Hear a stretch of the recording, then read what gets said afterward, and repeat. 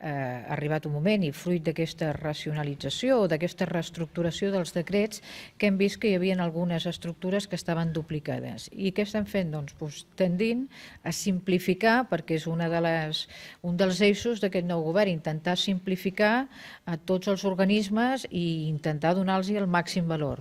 Això què significa? Doncs que hi haurà programes que s'han d'allargar, programes que potser s'han de congelar, però en tot cas, i pel que estem avui aquí, és per reconèixer la feina que s'ha fet, per visitar i conèixer-la de primera mà i intentar posar tots aquells elements que ens permetin que això tiri endavant i que a més serveixi per revitalitzar encara més una zona com aquesta i donar-li aquest valor afegit i que la gent ho visiti i per tant conegui la història d'una manera molt més propera i a més d'una manera molt més lògica. Per tant, el Comep tornarà a dependre.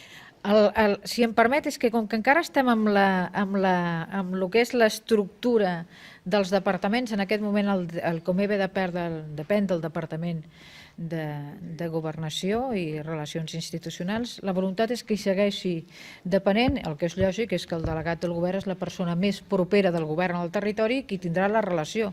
Però per mi aquest tema és un tema prioritari. El febrer anterior, el que voldríem és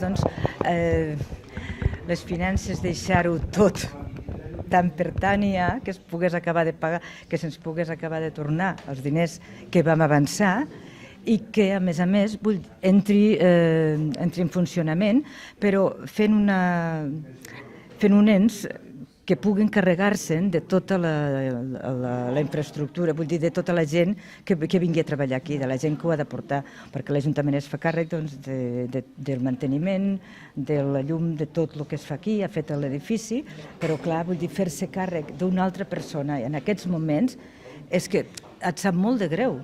Ens sap molt de greu, però és que no podem fer-ho. No ho podem de cap manera. I voldríem que fos el Comebe qui coordinés tot aquest personal, que fos gent del Comebe la que també ens ho fes.